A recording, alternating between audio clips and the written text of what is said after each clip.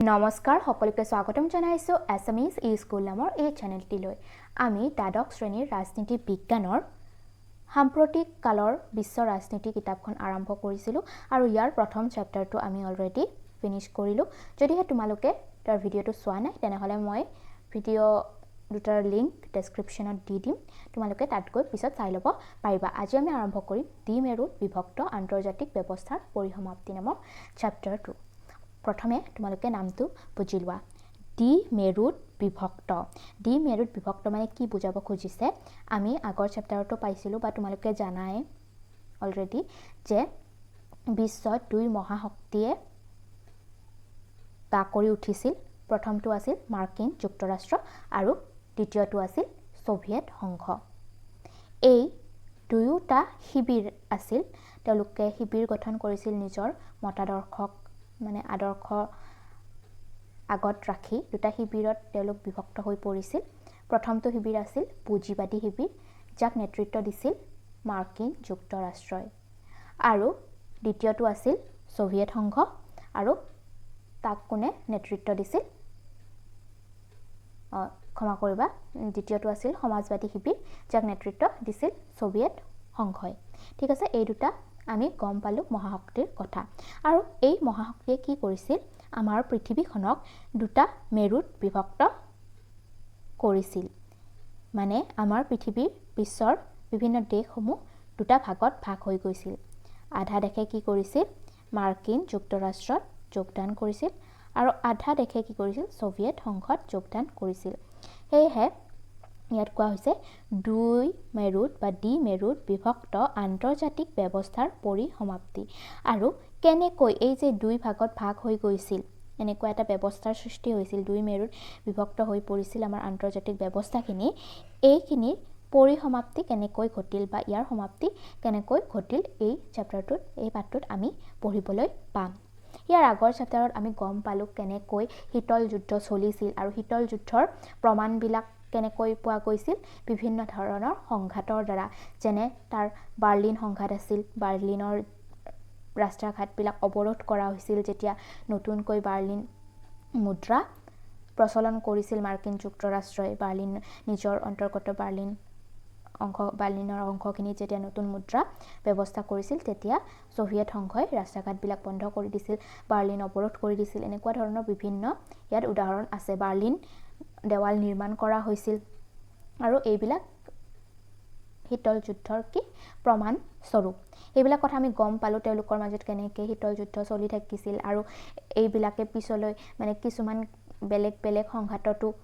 তেওঁলোক লিপ্ত হৈ পৰিছিল নিজৰ শীতল যুদ্ধৰ মানে বেলেগৰ যদি কিবা যুদ্ধ লাগি আছে তাতে এওঁলোকে জড়িত হৈ নিজৰ মানে ভিতৰি যুদ্ধবিলাক তেওঁলোকে চলাই নিছিল এই দুয়োখন দেখে ঠিক আছে তো এই চেপ্টাৰটোত আমি মেইনলি ফোকাস কৰিম ৰাছিয়া ওপৰত বা সোভিয়েট সংঘৰ ওপৰত ৰাছিয়া সোভিয়েট সংঘৰ এখন মানে প্ৰধান ৰাষ্ট্ৰ আছিল ঠিক আছে আৰু সোভিয়েট সংঘৰ ওপৰতে আমি কি কৰিম এই পাঠটোত বেছি গুৰুত্ব দিম তাৰ বিষয়ে আমি জানিম কাৰণ পিছলৈ কি হৈছিল সোভিয়েট সংঘ ভাঙি গৈছিল বা পতন হৈছিল সোভিয়েট সংঘৰ সেয়েহে তাৰ ফলতে দ্বিমেৰুত বিভক্ত এই ব্যৱস্থাৰ পৰিসমাপ্তি ঘটিছিল যেতিয়া সোভিয়েট সংঘৰ পতন হ'ল তেতিয়া কি হ'ল এই আন্তৰ্জাতিক দ্বিমেৰুত বিভক্ত আন্তৰ্জাতিক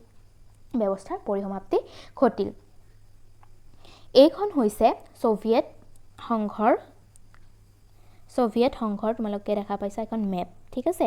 ইয়াত 15খন ৰাষ্ট্ৰ জড়িত হৈ আছিল আৰু মেইন ৰাষ্ট্ৰ আছিল ইয়াৰ কি ৰাছিয়া ঠিক আছে প্ৰধান ৰাষ্ট্ৰ আছিল ৰাছিয়া তাৰ উপৰিও এইবিলাক বিভিন্ন দেশ ইয়াত জড়িত হৈ আছিল আমি পাইছোৱে যে ৱাৰছ চুক্তি হওঁতেও এইবিলাক দেশ জড়িত হৈ আছিল ঠিক আছে আৰু ইয়াৰ লগত পূব ইউৰোপৰো কিছুমান দেশ সংযোজিত হৈছিল তেওঁলোকে সমাজবাদী শিবিৰত যোগদান কৰিছিল এইখিনি হ'ল মেপ আমাৰ সোভিয়েট সংঘৰ এতিয়া আহিছো আমি সোভিয়েট ব্যৱস্থাটো কেনেকুৱা আছিল তোমালোকে সোভিয়েট ব্যৱস্থাটো বুজাৰ আগতে সোভিয়েটৰ ব্যৱস্থাটো আছিল সমাজবাদী ব্যৱস্থা বুজাৰ আগতে আমি বুজি লৈছো যে পুঁজিবাদী ব্যৱস্থাটো কেনেকুৱা পুঁজিবাদী ব্যৱস্থাত কি হয় মূল ভিত্তি হ'ল ব্যক্তিৰ ইয়াৰ মূল ভিত্তি হ'ল ব্যক্তি অধিকাৰ আৰু স্বাধীনতা তাৰ মানে পুঁজিবাদী ব্যৱস্থাত ব্যক্তি স্বাধীনতাক বেছি গুৰুত্ব দিয়া যায় ঠিক আছে আৰু ইয়াত ব্যক্তিৰ অধিকাৰ বিলাকক বেছি গুৰুত্ব দিয়া যায় ব্যক্তি অধিকাৰ সকলো স্তৰলৈ বিয়পি থাকে আৰু ব্যক্তিৰ অধিকাৰ সকলো স্তৰলৈ বিয়পি থাকে তাৰ মানে সকলোতকৈ ওপৰত ব্যক্তি অধিকাৰ বিলাকক মান্যতা দিয়া হয় ব্যক্তিগত সম্পত্তিৰ অধিকাৰ আৰু সম্পত্তি বিলাকত কি ব্যক্তিগত অধিকাৰ মানুহে সাব্যস্ত কৰিব পাৰে কিন্তু সমাজবাদী ব্যৱস্থাত তাৰ উল্টা ব্যক্তিগত সম্পত্তিৰ তেওঁলোকৰ অধিকাৰ নাথাকে ৰাষ্ট্ৰৰ হাতত বা গভৰ্ণমেণ্টৰ হাতত চৰকাৰৰ হাতত সকলো নিয়ন্ত্ৰণ থাকে তাত ব্যক্তিগত কাৰো সম্পত্তি নাথাকে চৰকাৰে ইয়াৰ ওপৰত হস্তক্ষেপ কৰিব নোৱাৰে আৰু পুঁজিবাদী ব্যৱস্থাত কি চৰকাৰে কিন্তু হস্তক্ষেপ কৰিব নোৱাৰে আৰু সমাজবাদীৰ ক্ষেত্ৰত উল্টাটো ঠিক আছে ফলত ইয়াৰ অৰ্থনৈতিক আৰু সামাজিক অসমতা হয় আৰু কিছুমান ক্ষেত্ৰত কি হয় পুঁজিবাদী ব্যৱস্থাত অৰ্থনৈতিক আৰু সামাজিক অসমতাই দেখা দিয়ে ইনইকুৱেলিটিয়ে দেখা দিয়ে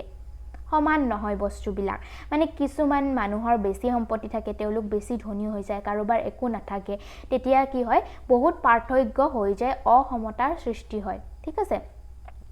তোমালোকৰ কিতাপত এটা উদাহৰণ দিয়া আছে মুকেশ আম্বানী পৃথিৱীৰ ভিতৰতে এজন বহুত ধনী ব্যক্তি আৰু আমাৰ ভাৰতত বহুতো দুখীয়া মানুহ আছে শিশু আছে যে পুষ্টিহীনতাত ভোগে ঠিক আছে আৰু মুকেশ আম্বানীৰ কথা যদি ভাবো আমি মুকেশ আম্বানীৰ বহুত টকা আছে আৰু ভাৰতীয় হিচাপত তেওঁৰ টকাৰ মূল্য হ'ব প্ৰায় 1,21,500 কোটি টকা তেওঁৰ ইমান টকা আছে কিন্তু তাৰ বিপৰীতে আমাৰ দেশতে আকৌ কি হয় প্ৰায় 48 পৰা 50% শিশুৱে কি হয় পুষ্টিহীনতাত ভুগিব লগীয়া হয় খাবলৈ বস্তু নাপাই পেলাই বিভিন্নজনে কি হয় নিজৰ জীৱন হেৰুৱাব লগীয়াও হয় তাৰ মানে চোৱা কিমান ডিফাৰেন্স এজন মানুহকটো ইমান কোটি টকাৰ প্ৰয়োজন নাই কিন্তু তেওঁৰ আছে ইমান কোটি টকা কিন্তু কিছুমানক খাবলৈ যিখিনি লাগে সেইখিনি বেসিক যিখিনি ৰিকুৱাৰমেন্ট সেইখিনি পাবলৈও টকা নাই মানে ইমান অসমতা আহি যায় হেহে পুঁজিবাদী ব্যৱস্থাত বহুত অসমতা দেখা যায় বুলি কৈছে কিন্তু সমাজবাদী ব্যৱস্থাত তাৰ হেতু একেবাৰে উল্টা এতিয়া আমি চাই লৈছো সমাজবাদী ব্যৱস্থাটো কি সমাজবাদী ব্যৱস্থাত আৰ্থ সামাজিক সমতা আৰু ন্যায় থাকে তাৰ মানে আৰ্থ সামাজিক ক্ষেত্ৰত অৰ্থনৈতিক ক্ষেত্ৰত আৰু সামাজিক ক্ষেত্ৰত সমতা থাকে বা সমানতা থাকে আৰু ন্যায় থাকে সকলোৱে ন্যায় পায় কাৰো তাৰ মানে কম বেছি এনেকুৱা নহয় সকলোৱে সমানে বস্তুৰ ভাগবিলাক পাব পাৰে হেয়ে ইয়াত সকলো দিক ৰাষ্ট্ৰ আৰু চৰকাৰে নিয়ন্ত্ৰণ কৰে আৰু ইয়াত কি কৰে সকলো দিক চৰকাৰে নিয়ন্ত্ৰণ কৰে ৰাষ্ট্ৰই নিয়ন্ত্ৰণ কৰে সম্পত্তিৰ ক্ষেত্ৰতো সকলো নিয়ন্ত্ৰণ কাৰ হাতত থাকে চৰকাৰৰ হাতত থাকে ব্যক্তিগত সম্পত্তিৰ অৱসান ঘটাই সমতাৰ নীতিৰ ওপৰত সমাজ প্ৰতিষ্ঠা কৰা হৈছিল আৰু এই যে সমাজবাদী ব্যৱস্থাটো আছে সেইটো কি কৰা হৈছিল ব্যক্তিগত সম্পত্তিৰ অৱসান ঘটাই মানে ব্যক্তিগত সম্পত্তিৰ নাথাকিব কাৰো এটোৰ অৱসান ঘটাই কি কৰিছিল সমতাৰ নীতিৰে সমাজ প্ৰতিষ্ঠা কৰা হৈছিল সমাজবাদী ব্যৱস্থাত আৰু সোভিয়েট সংঘত কি হৈছিল সোভিয়েট সংঘত এই সমাজবাদী আদৰ্শক লৈ সমাজবাদী চিন্তাধাৰাৰে ৰাষ্ট্ৰখন স্থাপন কৰা হৈছিল প্ৰতিষ্ঠা কৰা হৈছিল আৰু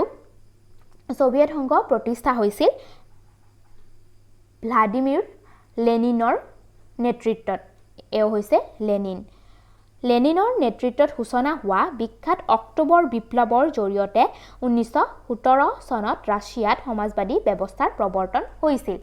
আৰু লেনিনে কি কৰিছিল নেতৃত্ব দিছিল এই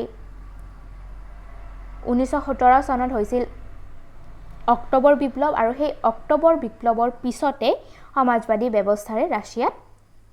ৰাষ্ট্ৰ স্থাপন হৈছিল আৰু লেনিন ইয়াৰ প্ৰধান নেতা আছিল তেওঁৰ আদৰ্শতে বা তেওঁৰ পৰিকল্পনাতে এই সোভিয়েট সংঘত অৰ্থনৈতিক ব্যৱস্থাবিলাক বা ৰাষ্ট্ৰৰ যিখিনি প্ৰধান ব্যৱস্থা আছিল সেইবিলাক কি কৰা হৈছিল প্ৰতিষ্ঠা কৰা হৈছিল তেওঁৰ পৰিকল্পনাতে লেনিনৰ পৰিকল্পনাত আৰু লেনিনৰ পিছত আৰু বিভিন্নজন নেতা তাৰ লগত জড়িত হৈ আছিল তাৰ নাম মনত ৰাখিবলগীয়া আৰু এজন নেতা হৈছে ষ্টেলিন ঠিক আছে সমাজবাদী ব্যৱস্থাৰ মূল লক্ষ্যই আছিল আৰ্থ সামাজিক ন্যায় সাধন কৰা আৰু সমতাৰে ৰাষ্ট্ৰ পৰিচালনা কৰা আমি বুজি পালো যে সোভিয়েট সংঘৰ বা সমাজবাদী ব্যৱস্থাৰ মূল লক্ষ্য কি ৰাষ্ট্ৰ এখন সমতাৰে ন্যায়েৰে পৰিচালনা কৰা আৰু ইয়াত লিখা আছে দ্বিতীয় পইণ্টটো যে পূব ইউৰোপৰ দেশবোৰেও ইয়াত যোগ দিছিল সৰি এইটো টাইপিং মিষ্টেক হৈছে পূব ইউৰোপৰ দেশবোৰেও ইয়াত যোগ দিছিল যাক একেলগে দ্বিতীয় বিশ্ব বা সমাজবাদী শিবিৰ বুলি জনা গৈছিল আৰু পূব ইউৰোপ আৰু পশ্চিম ইউৰোপ দুটা ভাগ হৈ গৈছিল পশ্চিম ইউৰোপে কি কৰিছিল মাৰ্কিন যুক্তৰাষ্ট্ৰত যোগদান কৰিছিল আৰু পূব ইউৰোপৰ যিখিনি দেশ আছে সেইখিনি দেশে কি কৰিছিল সোভিয়েট সংঘত যোগদান কৰিছিল আৰু এই দেশবিলাকক একেলগে কি বুলি কোৱা হৈছিল দ্বিতীয় বিশ্ব বুলি কোৱা হৈছিল দ্বিতীয় বিশ্বৰ দেশ বুলি কোৱা হৈছিল আৰু সমাজবাদী শিবিৰ বুলিও কোৱা হৈছিল ঠিক আছে তাৰ পিছত আমি পঢ়িবলৈ পাইছিলো ইয়াৰ আগৰ চেপ্টাৰটো যে 1955 চনত ৱাৰ্ছ চুক্তি স্বাক্ষৰিত হৈছিল ৱাৰ্ছ চুক্তি কি আছিল ৱাৰ্ছ চুক্তি সমাজবাদী শিবিৰৰ গোটেইবিলাক ৰাষ্ট্ৰ বা ইয়াৰ লগত জড়িত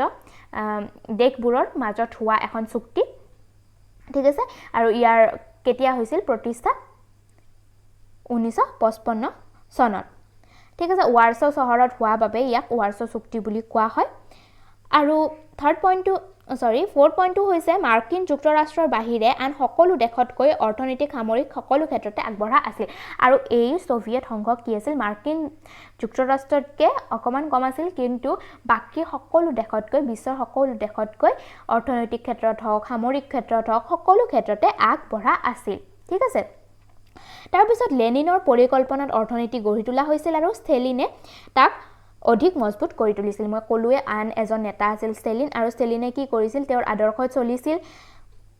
আমাৰ লেনিনৰ আদৰ্শত চলিছিল আৰু ষ্টেলিনে তাক অধিক মজবুত কৰি তুলিছিল ঠিক আছে লেনিনৰ তোমালোকে সদায় মনত ৰাখিবা যে লেনিনৰ নেতৃত্বত স্থাপন হৈছিল সমাজবাদী আদৰ্শত মানে সোভিয়েট সংঘৰ প্ৰতিষ্ঠা কৰা হৈছিল আৰু অৰ্থনীতিবিলাকো তেওঁৰ পৰিকল্পনাতে গঢ়ি তোলা হৈছিল আৰু ষ্টেলিনে পিছত মানে লেনিনৰ পিছত নেতৃত্ব গ্ৰহণ কৰিছিল আৰু সেয়েহে ষ্টেলিনক দ্বিতীয় প্ৰধান নেতা বুলিও ক'ব পাৰি সোভিয়েট সংঘৰ ৰাজনীতিৰ ক্ষেত্ৰত ষ্টেলিনক দ্বিতীয় প্ৰধান নেতা বুলি ক'ব পাৰি তাৰ পিছত এই যে সোভিয়েট সংঘৰ ব্যৱস্থা আছিল তেওঁলোকে কেনেকুৱা এখন ৰাষ্ট্ৰ গঢ়ি তুলিছিল য'ত প্ৰত্যেকজন নাগৰিকে সমান বস্তু সামগ্ৰীৰ সমান ভাগ পায় সমান সেৱাৰ লাভ উঠাব পাৰে কোনেও যাতে বেছি কম নাপায় ঠিক আছে সকলোৱে যেন মানে সমানতাৰে ন্যায়েৰে বস্তুবিলাক লাভ কৰে এনেকুৱা এটা সমাজ ব্যৱস্থা গঢ়ি তুলিবলৈ চেষ্টা কৰা হৈছিল প্ৰাকৃতিক সম্পদৰ সৰ্বস্ব ব্যৱহাৰ প্ৰাকৃতিক সম্পদ লৌতিখা যিবিলাক আছে এইবিলাকৰ সৰ্বস্ব ব্যৱহাৰ কৰি পেলাই দেশৰ প্ৰয়োজনীয় কামবিলাক কৰিবলৈ চেষ্টা কৰা হৈছিল তাৰ পিছত যোগাযোগ যাতায়াতৰ উন্নয়ন আৰু যোগাযোগ যাতায়াতক ভালকে কি কৰা হৈছিল ব্যৱস্থা কৰা হৈছিল আৰু যিবিলাক ভিতৰুৱা জায়গা আছে সেইবিলাকলৈও এই ব্যৱস্থা কৰা হৈছিল যোগাযোগ যাতায়াতৰ সুব্যৱস্থা কৰা হৈছিল দৈনিক প্ৰয়োজনীয় সকলো সামগ্ৰী উৎপাদনৰ ব্যৱস্থা আৰু নিজৰ দেশতে যিখিনি দৈনিক ব্যৱহাৰৰ বস্তু লাগে মানুহক দৈনিক জীৱন যাপনৰ বাবে যিখিনি প্ৰয়োজনীয় বস্তু কাগজ কলমৰ পৰা আদি কৰি গাড়ী মটৰ যিখিনি আছে সকলো প্ৰয়োজনীয় বস্তুখিনি কি হৈছিল নিজৰ দেশতে উৎপাদনৰ ব্যৱস্থা কৰা হৈছিল আৰু সকলো নাগৰিকৰ বাবে ন্যূনতম মানদণ্ড সম্পন্ন জীৱন যাপন সুচল কৰি তোলা তেওঁলোকৰ লক্ষ্য আছিল আৰু সমাজবাদী শিবিৰৰ কি লক্ষ্য আছিল যে সকলো নাগৰিকৰ বাবে যাতে মানে সমান ন্যূনতম মানদণ্ডৰ জীৱন যাপন সুচল কৰি তুলিব পাৰে সকলো যাতে শান্তিৰে ন্যূনতম এটা মানদণ্ডৰ জীৱন নিৰ্বাহ কৰিব পাৰে তাৰ বাবে কি কৰা হৈছিল ব্যৱস্থা কৰা হৈছিল খাদ্য শিক্ষা আদি ৰাজহুৱাভাৱে উপলব্ধ কৰা হৈছিল ঠিক আছে সকলোৱে যাতে ৰাজহুৱাভাৱে কি কৰিব পাৰে শিক্ষা খাদ্য এইবিলাক লাভ কৰিব পাৰে সমানে লাভ কৰিব পাৰে তাৰ বাবে ব্যৱস্থা কৰা হৈছিল সেৱাৰ মান পুঁজিবাদী দেশৰ তুলনাত নিম্নধৰ্মী হ'লেও কোনো যাতে সুবিধাৰ পৰা বঞ্চিত নহয় তাৰ প্ৰতি গুৰুত্ব ৰখা হৈছিল মানে সেৱাৰ মান যিখিনি সেৱা সুবিধা আছে সেইবিলাকৰ মানদণ্ডটো পুঁজিবাদী ব্যৱস্থাতকৈ কিছু কম আছিল বা নিম্নধৰ্মী আছিল কাৰণ সকলোকে সমানে যেহেতু দিব লাগিব সেয়েহে কিছুমান ক্ষেত্ৰত নিম্নধৰ্মী আছিল সেৱাবিলাক বা সেৱা সুবিধাবিলাক কিন্তু কোনেও যাতে তাৰ পৰা বঞ্চিত নহয় তাৰ ওপৰত বাৰুকৈ গুৰুত্ব প্ৰদান কৰা হৈছিল পুঁজিবাদী দেশত কি হ'ব তেওঁলোকৰ মানে ভাল হলেও সেৱা সুবিধাবিলাক ভাল হলেও সকলোৱে সমানে তাক কি কৰিব নোৱাৰে লাভ কৰিব নোৱাৰে যিসকলৰ বেছি টকা পইচা থাকিব সম্পত্তি থাকিব তেওঁলোকে বেছি তাৰ লাভ উঠাব পাৰিব আৰু যাৰ টকা পইচা সম্পত্তি নাথাকিব তেওঁলোকে তাৰ ভাগ নাপাব এনেকুৱা ধৰণৰ অসমতাই দেখা দিয়ে পুঁজিবাদী ব্যৱস্থাত কিন্তু সমাজবাদী ব্যৱস্থাত এওঁলোকে কি কৰিছিল যাতে কোনেও বঞ্চিত নহয় সুবিধাৰ পৰা তাৰ প্ৰতি গুৰুত্ব ৰাখিছিল তাৰ পিছত সম্পত্তিৰ মালিকী স্বত্ব কিন্তু ৰাষ্ট্ৰৰ হাতত আছিল তাৰ মানে মই ক'লোৱে যে সম্পত্তি কোনেও ব্যক্তিগতভাৱে লাভ কৰা নাছিল সমাজবাদী ব্যৱস্থাত কি হৈছিল সম্পত্তিবিলাক সদায় ৰাষ্ট্ৰৰ হাতত থাকিছিল গভৰ্ণমেণ্টৰ হাতত থাকিছিল ঠিক আছে ইয়াৰ নিয়ন্ত্ৰণ গভৰ্ণমেণ্টে কৰিছিল চৰকাৰে কৰিছিল আৰু ইয়াৰ নিয়ন্ত্ৰণ কৰি পেলাই কি কৰিছিল ইয়াৰ যাতে সৰ্বোচ্চ ব্যৱহাৰ হ'ব পাৰে যিখিনি মাটি আছে যিখিনিত উৎপাদন কৰিব পাৰে উৎপাদনক্ষম যিখিনি সম্পদ আছে সেইবিলাকৰ ওপৰত সকলোৰে ওপৰত চৰকাৰে নিজৰ কি কৰিছিল নিয়ন্ত্ৰণ সাব্যস্ত কৰিছিল আৰু সেইবিলাকৰ সুব্যৱহাৰ সৎব্যৱহাৰৰ চেষ্টা কৰিছিল যাতে নিবনুৱা সমস্যা নহয় তাৰ প্ৰতিও ধ্যান ৰাখিছিল ঠিক আছে কিন্তু ইমান বিলাক ভাল গুণ থকা সত্ত্বেও ইমান ভাল সমান ন্যায়ৰে কামবিলাক চলাই নিব চেষ্টা কৰা সত্ত্বেও পিছলৈ কি হৈছিল সোভিয়েট সংঘৰ পতন ঘটিছিল 15খন ৰাষ্ট্ৰৰে এই সোভিয়েট সংঘ গঠিত হৈছিল যদিও পিছলৈ কিয় ইয়াৰ পতন হৈছিল ইয়াৰ বিভিন্ন কাৰণ আছে ঠিক আছে কি হল প্ৰথমে বিভিন্ন ভাল পৰিকল্পনাৰে দেশখন গঠিত হৈছিল কিন্তু পিছলৈ কি হল কিছুমান নেতা ইয়াৰ লগত জড়িত নেতাবোৰে কি কৰিব ধৰিলে ৰাজনৈতিকভাৱে জড়িত নেতাবোৰে স্বৈৰতান্ত্ৰিক কাৰ্যকলাপত লিপ্ত হৈ পৰিল মানে নিজৰ লাভৰ বাবে কামবিলাক কৰিব ধৰিলে ফলত কি হল ৰাজনৈতিক ক্ষেত্ৰত বিৰূপ প্ৰভাৱে দেখা দিলে তাৰ পিছত যিখিনি ডাঙৰ ৰাষ্ট্ৰ আছিল তাক বেছি গুৰুত্ব দিয়া বুলি ভাবিলে যিখিনি সৰু ৰাষ্ট্ৰ আছিল যেনে তোমালোকে উদাহৰণস্বৰূপে ক'ব পাৰা ৰাছিয়াৰ কথা ৰাছিয়া আছিল সকলোতকৈ ভৌগোলিক খণ্ডৰে চালে ৰাছিয়া আছিল সকলোতকৈ ডাঙৰ আৰু শক্তিশালীও আছিল সকলোতকৈ আৰু সেয়েহে কি বুলি ভাবিছিল বাকী যিকেইখন ৰাষ্ট্ৰ আছিল তেওঁলোকে ভাবিছিল তেওঁলোক অৱহেলিত হৈছে ৰাছিয়াই বেছি গুৰুত্ব লাভ কৰিছে এনেকুৱা ধৰণৰ বিভিন্ন কি দেখা দিছিল মতভেদে দেখা দিছিল বা বেলেগ ৰাষ্ট্ৰবিলাকে নিজকে অৱহেলিত অনুভৱ কৰিছিল ইয়াৰ উপৰিও বিভিন্ন ইয়াৰ কাৰণ জড়িত হৈ আছে তোমালোকক যদি পতনৰ প্ৰধান কাৰণবোৰ লিখিব দিয়ে তোমালোকৰ কিতাপত যেনেকে আছে তেনেকে লিখিলে হ'ব এতিয়া চাই লৈছো প্ৰধান কাৰণসমূহ সোভিয়েট সংঘৰ পতনৰ অন্তৰালত বহুবোৰ কাৰণ নিহিত হৈ আছে কাৰণসমূহৰ ভিতৰত অধিকাংশই সোভিয়েট সমাজ ব্যৱস্থাৰ বুকুত দীৰ্ঘকাল বৰ্তি থকা বিৰোধ বা অন্তদণ্ড মানে কি সোভিয়েট সংঘৰ ভিতৰতে থকা দেশবোৰৰ মাজত চলি থকা কিছুমান বিৰোধ বা বিভিন্ন ধৰণৰ ব্যৱস্থা অন্তদণ্ড ঠিক আছে কিন্তু এনে পতনৰ তাৎক্ষণিক কাৰণ আছিল 1985 চনত ক্ষমতালৈ অহা মিখাইল গৰ্বাচেভে সূচনা কৰা গ্লাছনোষ্ট আৰু পেৰেষ্ট্ৰাইকা নামৰ সংস্কাৰ কাৰ্যসূচীসমূহ 1985 চনত কি হৈছিল মিখাইল গৰ্বাচেভ নামৰ এজন ব্যক্তি এজন নেতা তেওঁ ক্ষমতালৈ আহিছিল আৰু তেওঁ কি কৰিছিল সমাজ সংস্কাৰৰ বাবে বিভিন্ন কাৰ্যসূচী হাতত লৈছিল তাৰ ভিতৰত দুটা নাম তোমালোকে মনত ৰাখিব লাগিব তেওঁ সূচনা কৰিছিল মানে মিখাইল গৰ্বাচেভে সূচনা কৰিছিল সংস্কাৰ নীতি প্ৰথমটো হৈছে গ্লাছনোষ্ট আৰু সেকেন্ডটো হৈছে পেৰেষ্ট্ৰাইকা ঠিক আছে পেৰেষ্ট্ৰাইকা এই দুটাৰ দ্বাৰা সংস্কাৰ কৰিবলৈ চেষ্টা কৰিছিল আৰু এইটোৱে বিৰূপ প্ৰভাৱ পেলাইছিল মানুহবিলাকৰ ওপৰত মানুহে এইটো পছন্দ কৰা নাছিল তো এইবিলাক বিভিন্ন কাৰণত কি হৈছিল বিভিন্ন ধৰণৰ আগৰ পৰা চলি অহা বিভিন্ন কাৰণ আছে আৰু এইটো সংস্কাৰ নীতিয়ে এটা তাৎক্ষণিক কাৰণৰ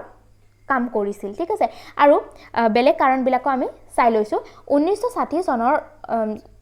পৰা 1960ৰ দশকৰ পৰা সংকটৰ ৰূপ লোৱা সোভিয়েটৰ অৰ্থনীতিৰ স্থবিৰতা তাৰমানে অৰ্থনৈতিক ক্ষেত্ৰত অহা বিভিন্ন স্থবিৰতা অৰ্থনৈতিক ক্ষেত্ৰত অহা বিভিন্ন সমস্যা এইবিলাক 1960 চনৰ পৰাই চলি আহিছিল ঠিক আছে এইটো এটা চলি আছিল তাৰ পিছত আছে পাৰমাণৱিক আৰু বিশ্বৰ মহাশক্তি হিচাপে সোভিয়েট সংঘই আধিপত্যৰ স্থাপনৰ বাবে ব্যয় কৰা সম্পদ আৰু দেশীয় অৰ্থনীতিত সৃষ্টি কৰা প্ৰচুৰ চাপ কি হৈছিল মাৰ্কিন যুক্তৰাষ্ট্ৰ আৰু সোভিয়েট সংঘৰ মাজত এটা ভিতৰি কি চলি আছিল তেওঁলোকৰ প্ৰতিযোগিতা চলি আছিল আৰু ইয়াৰ ফলত তেওঁলোকে কি কৰিছিল আধিপত্য স্থাপনৰ বাবে গোটেই বিশ্বতে আধিপত্য স্থাপনৰ বাবে কি কৰিছিল বহুত প্ৰচুৰ পৰিমাণৰ ধন ব্যয় কৰিছিল নিজৰ সম্পদ ব্যয় কৰিছিল আৰু ইয়াৰ ফলত তেওঁলোকৰ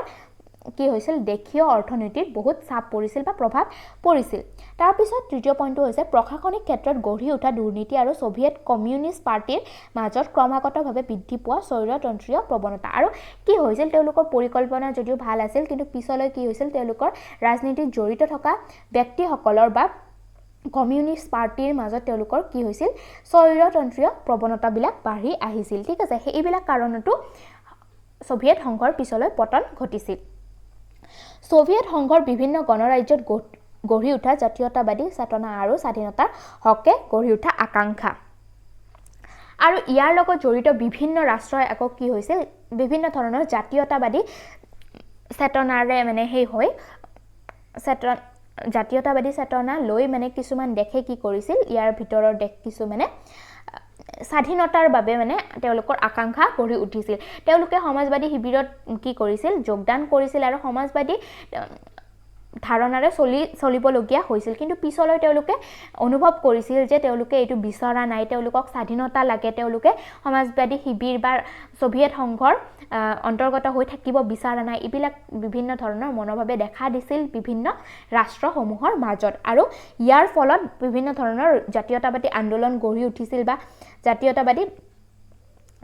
আকাংক্ষা গঢ়ি উঠিছিল স্বাধীনতাৰ বাবে বিভিন্ন আকাংক্ষা গঢ়ি উঠিছিল এইবিলাকেও বিভিন্ন প্ৰভাৱ পেলাইছিল সোভিয়েট সংঘৰ পতনত ঠিক আছে প্ৰযুক্তি তথা বিকাশৰ ক্ষেত্ৰত সোভিয়েট সংঘ আৰু ইউৰোপীয় দেশ তথা মাৰ্কিন যুক্তৰাষ্ট্ৰৰ মাজত বৃদ্ধি পোৱা ব্যৱধান আৰু ব্যৱধানবিলাক বাঢ়ি গৈছিল মাৰ্কিন যুক্তৰাষ্ট্ৰ আৰু সোভিয়েট সংঘৰ মাজৰ যিখিনি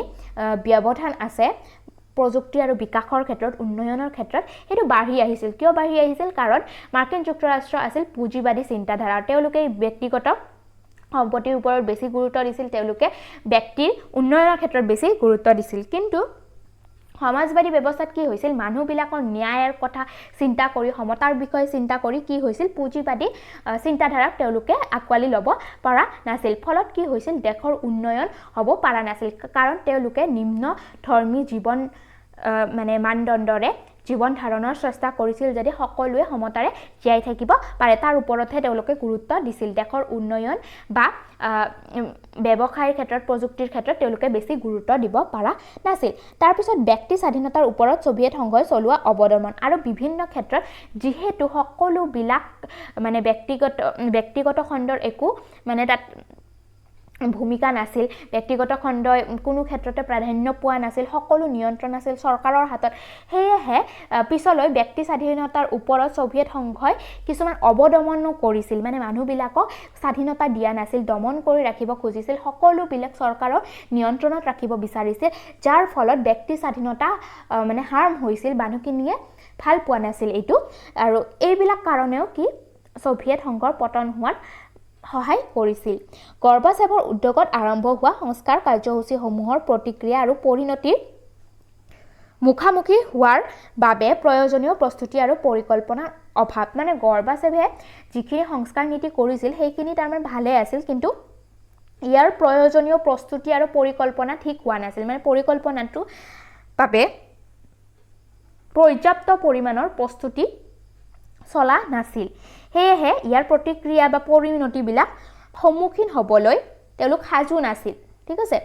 গৰ্বাচেভৰ মানে যিখিনি সংস্কাৰ কাৰ্যসূচীৰ প্ৰতি মানুহৰ প্ৰতিক্ৰিয়া হৈছিল সেইখিনিৰ প্ৰতি তেওঁলোকৰ পৰিকল্পনাটো ঠিক হোৱা নাছিল তেওঁলোক সাজু নাছিল এইবিলাক কাৰণত পতন হৈছিল আমি